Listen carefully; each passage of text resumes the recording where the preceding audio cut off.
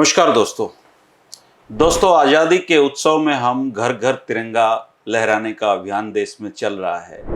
लेकिन मैं आपको बहुत पीछे ले जाना चाहूँगा, जब भारत छोड़ो आंदोलन इस देश में चल रहा था और एक बच्चा तिरंगा लहराने के लिए एक बिल्डिंग पर चढ़ा हुआ था अपने साथियों के साथ और अंग्रेजी सरकार की गोलियों का शिकार हुआ। और भारतीय स्वतंत्रता संग्राम के इतिहास में उस बच्चे को सबसे कम उम्र का शहीद रामचंद्र विद्यार्थी उनको कहा जाता है। उनका नाम इतिहास में दर्ज है।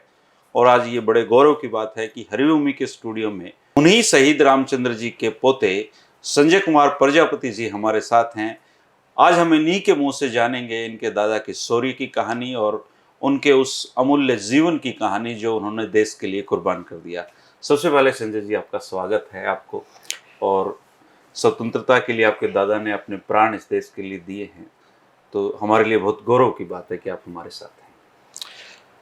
सबसे पहले तो मैं हरिभूमि स्टूडियो का शहीद परिवार की तरफ से हार्दिक आभार प्रकट करता हूं। और ये शहीद रामचंद्र, मेरा नाम संजय प्रजापति, मैं उनका पौत्र जी। ये देवरिया जिला से नौतन हथियागढ़ गांव एक गंडक नदी के किनारे पड़ता है जी। वहीं से विद्यार्थी अमर शहीद रामचंद्र आते थे जी। और उनके 4 भाई थे, जिसमें सबसे बड़े ये थे।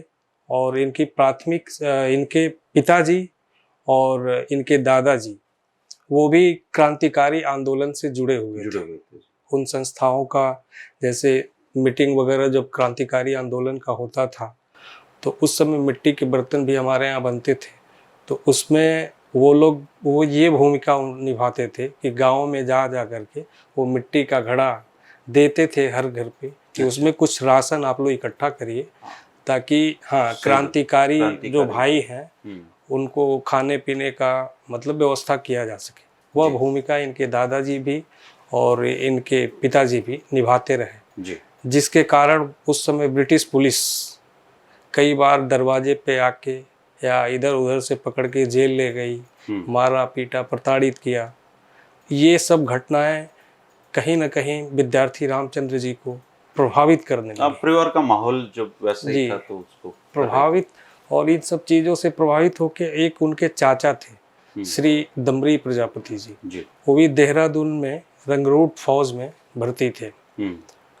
तो वो भी जब कभी कभी घर जाते थे तो अपने बड़े भाई शहीद जी के पिताजी श्री बाबूलाल प्रजापति जी से जब मुलाकात करते थे, बात करते थे आपस में ये लोग, तो ये बैठ के सुनते थे कहीं ना कहीं छुप के। तो बड़ा आक्रोशित होते थे, क्योंकि वो कहते थे कि अंग्रेज हम लोगों को ऐसा करते हैं, वैसा करते हैं, प्रताड़ित करते हैं, ब्लैक डॉग बोलते हैं, तमाम तरह की ऐसी यातनाएं देते थे। तो इन सब चीज़ों को देखकर वो काफ़ी अंग्रेजों के विरुद्ध जो है उनके अंदर एक भावना जगने लगी जी कि इन्हें कैसे भी देश से खदेड़ना है। फिर इनकी प्राथमिक शिक्षा वही गांव पर ही हुई जी, 5वीं तक। और फिर जूनियर में जब नाम लिखाना था तो वहाँ से गंडक पार 17 किलोमीटर दूरी गांव से पड़ता है बसंतपुर धूसी इंटर कॉलेज। उस विद्यालय का नाम आज उन्हीं के नाम पर है। अच्छा।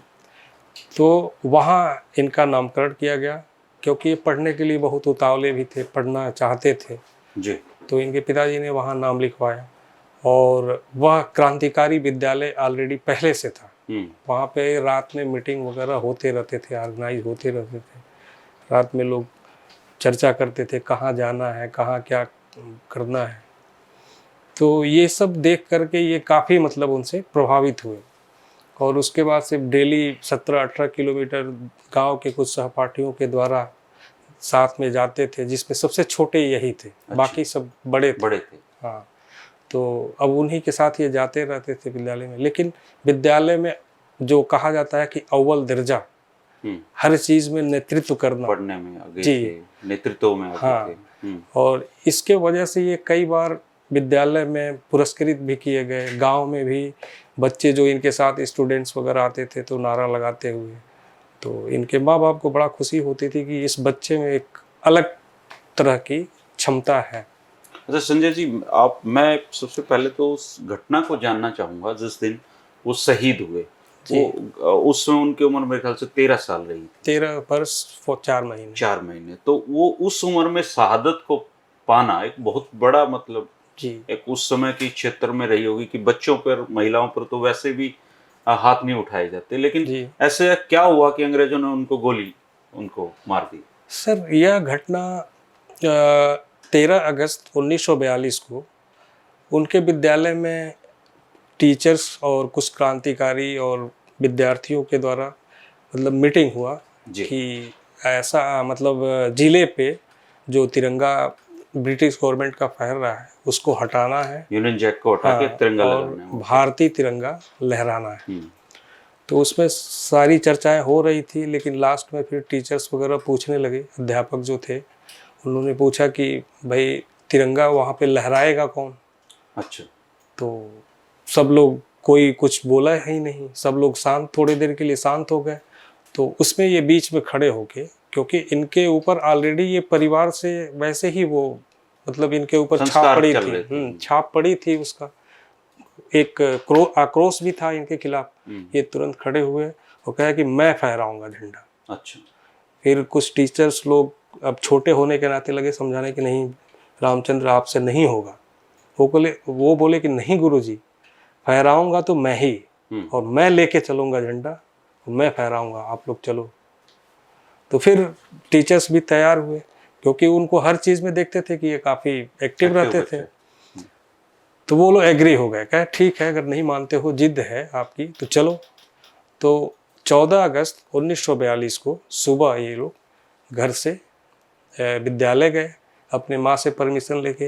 हालांकि माता जी इनकी परमिशन नहीं दे रही थी, लेकिन देना पड़ा जबरदस्ती। वो बोले कि हम शाम तक माँ आ जाएंगे। तो माँ बोली कि ठीक है बेटा आ जाना। फिर वो गए विद्यालय से वहाँ से जुलूस निकला, सभी टीचर्स वगैरह आगे तिरंगा लेके यही चलने लगे, नारा इनकलाब जिंदाबाद वंदे मातरम ऐसे करते हुए। और वहाँ से 30 किलोमीटर देवरिया आपका कचहरी पड़ता था, कचहरी में विद्यालय से। तो वहाँ गए तो साथ में गांव के लोग भी, अगल बगल के जो रास्ते में पड़ते वो जुड़ते गए। हाँ, काफिला बड़ा हो, काफी कम से कम कई हजारों की संख्या बढ़ गई, क्योंकि लोग देख रहे थे। उस समय आंदोलन, भारत छोड़ो आंदोलन चल ही रहा था, उसमें जुड़ते गए। फिर देवरिया पहुंचे। देवरिया पहुंचने के बाद वहाँ पर यह हुआ कि दीवाल कचहरी की बहुत हाइट पे है, तो इतना ऊंचाई पे इतना छोटा बच्चा चढ़ेगा कैसे? इसको चढ़ाया कैसे जाए? तो फिर सभी जितने उनके साथी थे उन्होंने एक पिरामिड बनाया। पिरामिड मटकी फोड़ने के लिए वैसे ही पिरामिड बना के, और सबसे ऊपर ये छरकीले स्वभाव के थे, पतले थे, तो चढ़ के दीवाल पे चढ़ गए और दीवाल पे जो यूनियन जैक पहन रहा था उसको उतारा, फाड़ा, वहीं पे फेंक दिया। तब तक पुलिस में, वहाँ की ब्रिटिश पुलिस जो थी आ गई थी, वो घेर लिया था, वो अलर्ट हो गई कि अचानक इतना भीड़ देख के वो भी घबरा गई कि क्या हो क्या रहा है। तब तक ये दीवार पे चढ़ के यूनियन जैक उखाड़ के फाड़ फोड़ के फेंक दिए थे और अपना भारतीय तिरंगा फहरा दिया था, लगा दिया था। तब तक उस समय के मजिस्ट्रेट थे उमराव सिंह। अच्छा, भारतीय थे वो तो? हाँ, भारतीय थे। तो वो निकले, जब देखे कि इतना हल्ला हो रहा है, क्या हो रहा है, निकले बाहर तो ये खड़े थे वहाँ दीवार पे, दिखे ये बच्चा खड़ा है, हाँ, तिरंगा लेके वहाँ लगाए हुए। तो उनको तिलमिला गए थोड़ी देर के लिए, है तो भारतीय ही, लेकिन नौकरी अंग्रेजों की करनी थी। तिलमिला गए। तो फिर उनको ऊपर से आदेश भी मिला। फिर उसके बाद वो बोले कि भाई उतर जाओ। पहले डराए उनको, सोचे कि बच्चा है हट जाएगा। तो इनको बोले कि भाई उतर जाओ, नहीं माने। 2-3 हवाई फायर भी किए। तो नीचे से इनकलाब जिंदाबाद ऐसे तमाम बच्चे और टीचर्स नारेबाजी लगा रहे थे उसमें, और ये उत्साहित हो रहे थे।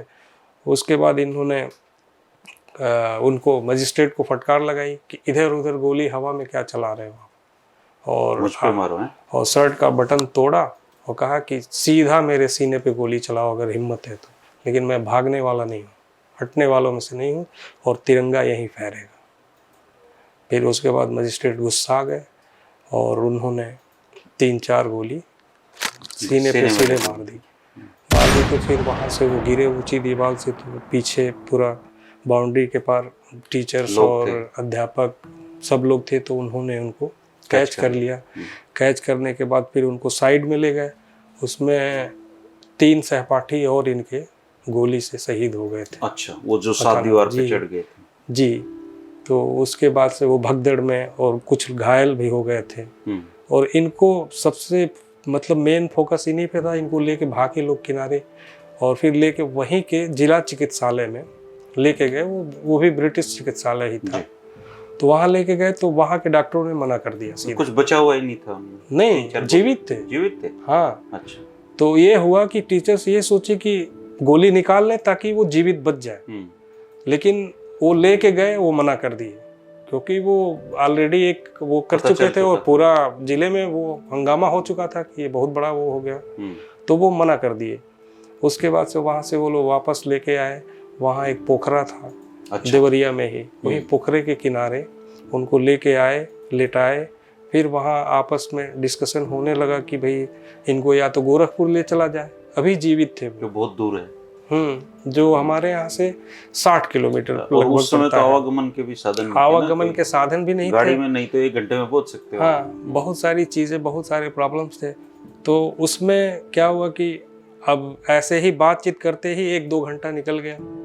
अब लास्ट में विद्यार्थी रामचंद्र जी को ही बोलना पड़ा कि उनके एक गुरु थे श्री प्रभंस पाठक जी।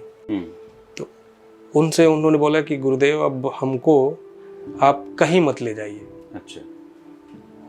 और हम अपनी माँ को वादा करके आए हैं कि शाम को मैं तुमसे मिलूंगा, मैं आऊँगा, मुझे मेरे घर ले चलो। तो अब मैं बचूंगा नहीं। आप मेरे मरने के बाद भी आप मेरी माँ से जरूर मुझे मिला देना, मेरी शक्ल मेरी माँ को जरूर दिखा देना। उसके बाद फिर सबकी आंखें नम हो गई जी कि क्या बोल रहे हैं ये। उसके बाद क्या हुआ कि गुरु जी ने पूछा कि भाई अपनी अंतिम इच्छा बताओ बेटे। तो अंतिम इच्छा उन्होंने कहा कि गुरुदेव हमारी अंतिम इच्छा तो मेरी माँ से मिलना है और श्रीमद् भगवत गीता का एक श्लोक सुना दीजिए। अच्छा। तो उनके गुरु श्री प्रभंस पाठक जी ने वो गीता का श्लोक सुनाए और उसके बाद उनके प्राण जो है निकल पानी लेंगे।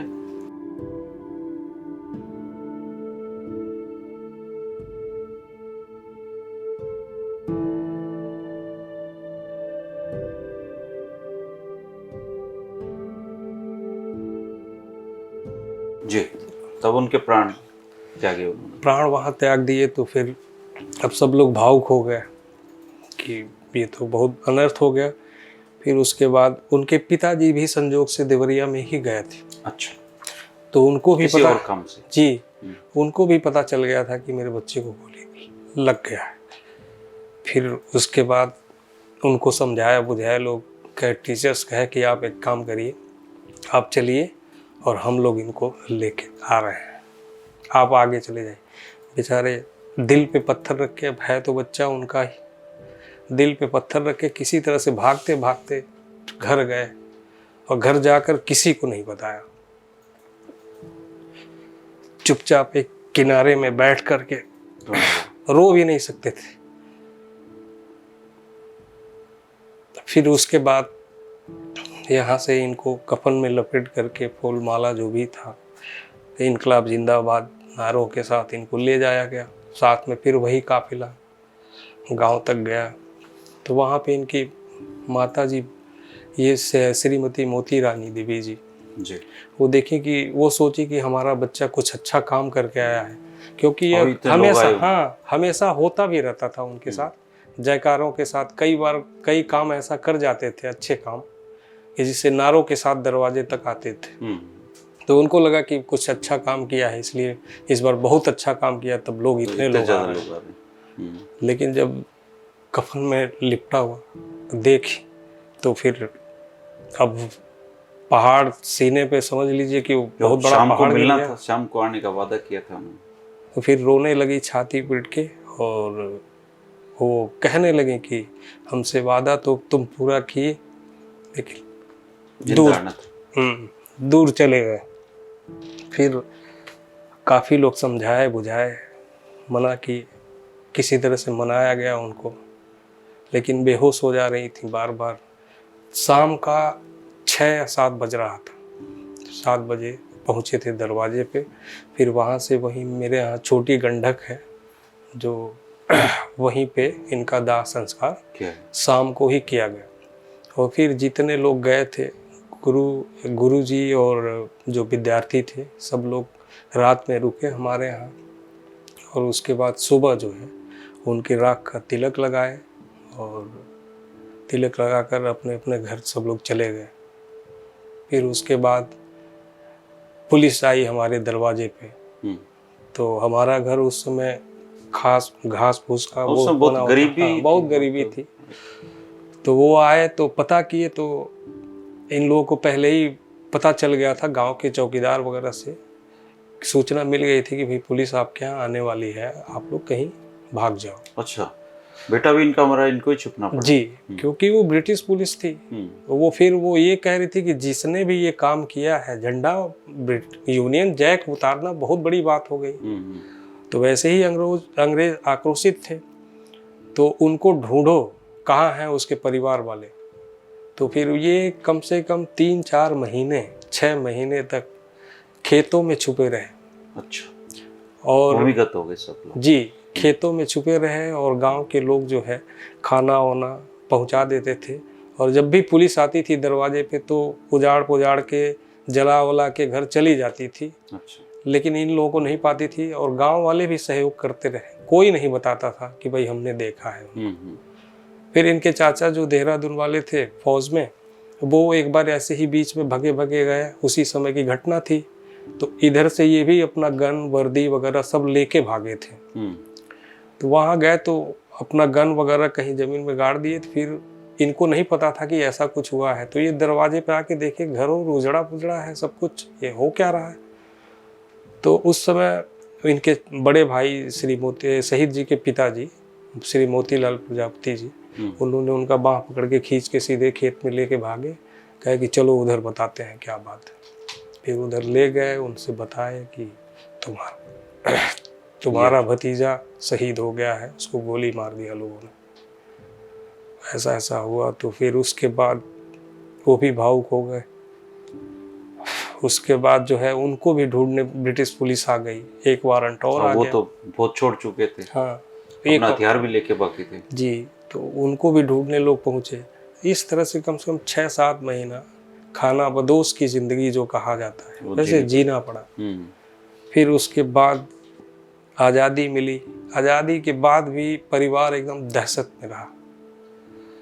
उसके बाद जब भारत के प्रथम प्रधानमंत्री हुए पंडित जवाहरलाल नेहरू जी, तो वो 1948 के आसपास मतलब आए देवरिया है। जी, देवरिया, वहाँ के गेस्ट हाउस में। फिर वहाँ के अधिकारियों द्वारा इनके माताजी और पिताजी को बुलाया गया। फिर वहाँ मिले, सम्मानित किए, चांदी का गिलास, चांदी की थाली। और उसके बाद उनके बारे में कहा कि इतना छोटा बच्चा और इतना बड़ा कारवां कर गया, यह समझो कि हम लोग के लिए बहुत गर्व की बात है और यह इतिहास में दर्ज रहेगा इनका नाम। तब पूरे भारत ने जाना कि कोई ऐसा बच्चा हुआ है। जी, कि शहीद रामचंद्र अपने खूनों से इस चमन को सींचा है। और उनके याद में वहाँ पे देवरिया में अशोक स्तंभ का वो बनाया गया और उस पे शिलापट लगाया गया है, उस पे उनका स्मारक बना हुआ। जी, और उनके शहीद जहाँ पे उनका अंतिम संस्कार हुआ था उसी जगह पे या नहीं, अंतिम संस्कार तो गांव पे हुआ था, नदी के किनारे। वहाँ भी कोई स्मारक होगा? वहाँ नहीं, वहाँ गांव पर जो मार्केट है वहाँ पे एक छोटी मूर्ति बनी हुई है। अच्छा। और फिर वहाँ से पंडित जवाहरलाल नेहरू ने उनका वो स्तंभ वहाँ निर्माण करवाया। वहाँ के नगर पालिका द्वारा उसका निर्माण हुआ। गोरखपुर उस समय नगर पालिका थी। और उसके बाद यहाँ जो जिस विद्यालय में वो पढ़ रहे थे, बसंतपुर धोसी इंटर कॉलेज, वह विद्यालय का नामकरण भी पंडित जवाहरलाल नेहरू ने इनके नाम से किया। वो विद्यालय आज भी अमर शहीद रामचंद्र इंटरमीडिएट कॉलेज के नाम से चलता है जी। जिसके प्राचार्य इस समय श्री रघुबर प्रसाद प्रजापति जी हैं, देख रेख कर रहे हैं वो। और उसमें एक मूर्ति की स्थापना भी हुई जिसका उद्घाटन श्री चौधरी चरण सिंह ने किया था। तो और एक मूर्ति जो है गांव पर जो बनी है, जो उत्तर प्रदेश के इस समय कृषि मंत्री हैं श्री सूर्य प्रताप शाही जी, उन्होंने उसका उद्घाटन किया था। फिर वहाँ पे गंडक पे एक पुल का निर्माण हुआ, उस पुल का भी नामकरण उनके नाम पे हुआ। इस समय प्रेजेंट में आदरणीय श्री मुख्यमंत्री योगी आदित्यनाथ जी ने उनके नाम पे देवरिया में जहाँ पे फ्लैग फहराया था, उस बिल्डिंग को हेरिटेज संग्रहालय के नाम से है वो बिल्डिंग अभी भी जी, तो उसको संग्रहालय घोषित किया और उसको पर्यटक स्थल के तौर पे घोषित किया और वो संग्रहालय का कार्य चल रहा है, प्रगति पे है जी। और आज जो है शाम को दीपक भी जलाया जाएगा।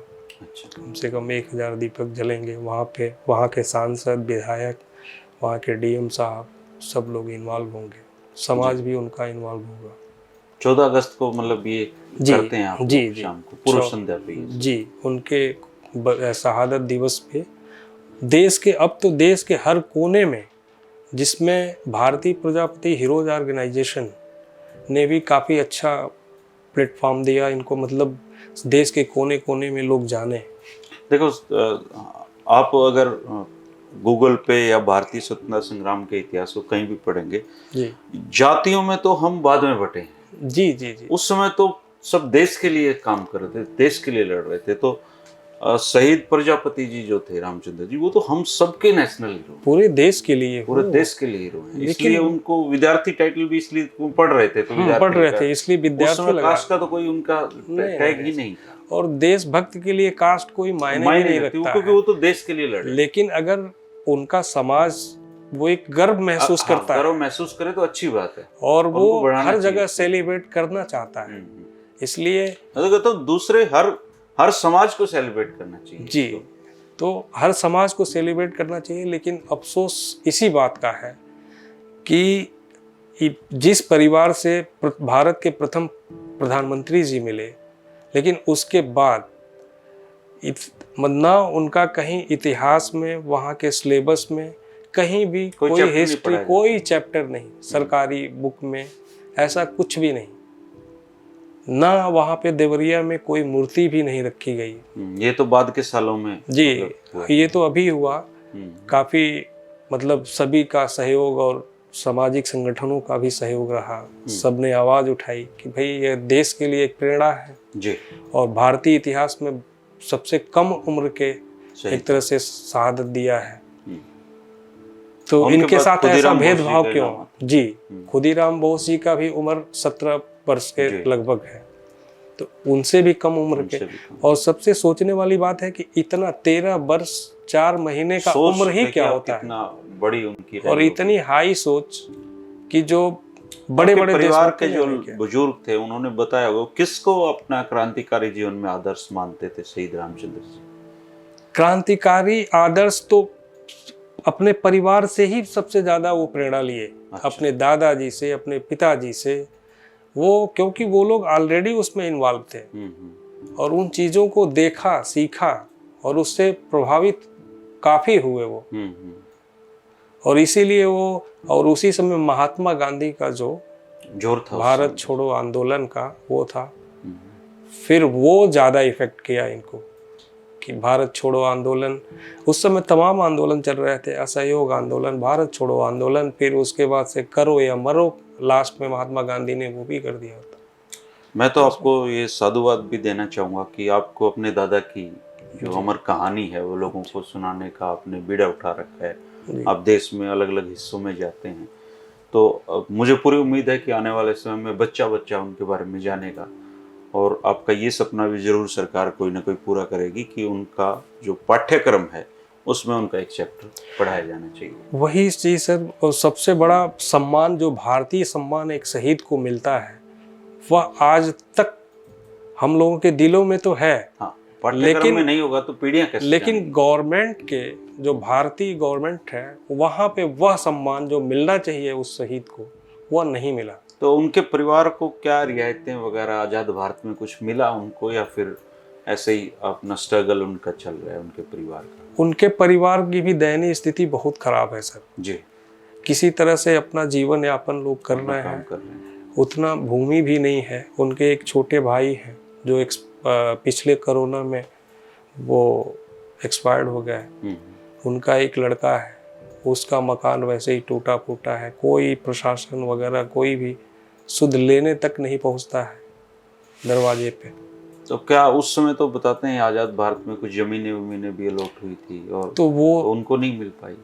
नहीं, उस समय जमीन पंडित जवाहरलाल नेहरू जी ने अलॉट करवाया था जी किच्छा में, लेकिन उस जमीन को इनके पिताजी ने मना कर दिया कि नहीं कि हमें नहीं चाहिए, हमें बस हमारे 3 बच्चे हैं बहुत है, एक बच्चा हमारा शहीद हो गया, इतना हमारे लिए बहुत है स्वाभिमान जी कि हमें उनके नाम पर कुछ नहीं चाहिए।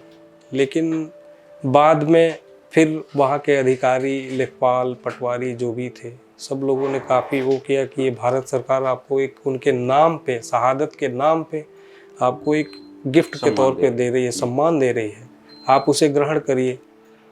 तो फिर परिवार की स्थिति इतनी खराब थी कि फिर दोबारा उसको जा करके कुछ भूमि लिखाने के लिए मुद्रा की ज़रूरत होती है, वो नहीं था, वो भी नहीं था, तो वो नहीं लिखा पाया ज़मीन से, रह गई जी रह गई।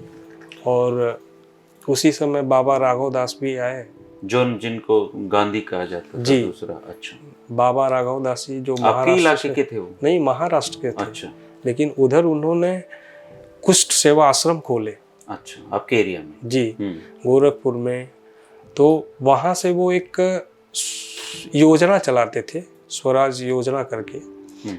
उस योजना के मेंबर भी ये श्री बाबूलाल प्रजापति जी थे, शहीद जी के पिताजी जी। तो वो देवरिया में मीटिंग रखे थे आज़ादी के बाद। तो वो आए देवरिया में, तो वहाँ पर उन्होंने पूछा, क्योंकि उनको पता था कि देवरिया में बहुत बड़ा वो हुआ है, एक बच्चा जो है झंडा फहराया है और झंडा उखाड़ा था। तो वो बोले, बीच सभा में बहुत भीड़ थी, उसमें बोले कि भाई उस बच्चे के परिवार से कोई आया है? तो लोगों ने बोला कि हाँ उनके पिताजी आए हैं और उनका अनुज एक भाई श्री गोपीनाथ जी, स्वर्गीय श्री गोपीनाथ जी गए थे, साथ में लेके गए थे। अब शहीद जी के बाद वही बड़े बेटे थे, 9 या 10 साल के थे वो।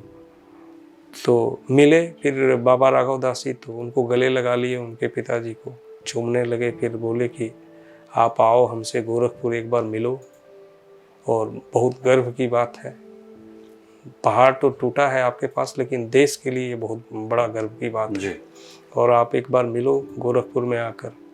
वो गोरखपुर में गए, मिले उनसे। तो इनके जो शहीद जी से छोटे थे स्वर्गीय श्री गोपीनाथ जी, उनको उन्होंने अपने पास रख लिया और उन्हें लेप्रोसी का डॉक्टर की ट्रेनिंग दिलवाई जी, कुष्ठ रोग का ट्रेनिंग दिलवाया यहाँ देहरादून में। अच्छा, यहाँ ट्रेनिंग दिलवा करके फिर अपने यहाँ उन्होंने डॉक्टर बनाया उनको। तो वो भी जाते थे गांव के मतलब वहाँ के आसपास के इलाके का काम किया। तो वो विश्व की एक संस्था थी, कुष्ठ सेवा आश्रम का ये सब चला था उस समय, पहले जैसे कुष्ठ पहले बहुत भारी रोग, अब तो खत्म हो गया लगभग। तो वहाँ पे उन्होंने ट्रेनिंग दिलवाया, फिर उनको काफ़ी चीज़ें उसमें ब्रिटिश गवर्नमेंट की गाड़ियाँ वगैरह ये सब थी, ये सब का भी ट्रेनिंग दिलवाया। मतलब इस तरह से उनको एक कामयाब बना दिए। वो 9वीं तक उनकी शिक्षा हुई थी, कुशीनगर वो पढ़ रहे थे। तो अब परिवार की स्थिति देखते हुए बाबा राघव दास जी ने मतलब उनको कहा कि भाई तुम आ जाओ। तो जब से वो जॉब में गए तो थोड़ा धीरे धीरे परिवार की स्थिति जो है ठीक सुधरने लगी। फिर उनसे जो छोटे थे वो उनको भी बीटीसी की ट्रेनिंग दिलाई गई, फिर वो भी आ गए, प्राथमिक विद्यालय के टीचर हो गए। तो अभी आप लोग सब लोग पढ़ते लिखते हैं ठीक ठाक, मतलब परिवार जी उनके लेगेसी को आगे बढ़ा रहे हैं? जी उनके यहाँ उनके 3 भतीजे फौज में थे, जो एक अभी रिटायर्ड होके उत्तर प्रदेश पुलिस में है। 2 भतीजे एक SBI में है, फौज से रिटायर्ड हो गए, एक नगर पालिका में है। और हमारे पिताजी भी शिक्षा में इंटर कॉलेज तो में आप लोग आप क्या करते हैं पेशे से? और हम सर मेडिकल कंपनी में है, मल्टी मेडिक्स करके। और ये अपने दादा के लिए आप ये वॉलंटियरी सर्विस करते हैं, आप देश के अलग अलग हिस्सों में जाके बताते हैं उनको? जी। और मैं इधर बद्दी हिमाचल में जॉब कर रहा था। अच्छा। बाकी मैं सबसे मिलता जुलता रहा, समाज के लोगों से। आपने ही खोजा उनकी बहुत सारी चीज़ों को? जी। तो फिर अब आपसी बातचीत होने लगी धीरे धीरे सबसे, तो सबको पता भी चलने लगा कि कौन थे ये।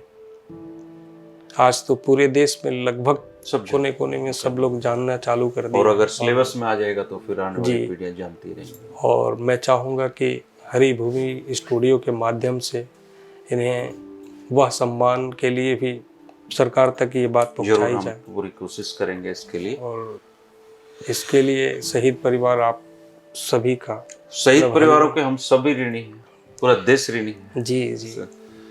दोस्तों, ये थी अमर शहीद रामचंद्र प्रजापति जी की कहानी, जो इतनी छोटी उम्र में देश के नाम अपनी जान कुर्बान कर दी उन्होंने। और जब हम देश में अब घर घर तिरंगा अभियान चला रहे हैं तो 2 मिनट के लिए शहीद रामचंद्र जी को भी आप याद कर लेना, क्योंकि इन्हीं लोगों की बदौलत आज हम खुली हवा में सांस ले रहे हैं और हम पूरा राष्ट्र उनके प्रति कृतज्ञ रहेगा। और खासकर 15 अगस्त के अवसर पे आपने जो आकर अपने दादा की कहानी हमें बताई है, इसके लिए आपका बहुत बहुत आभार।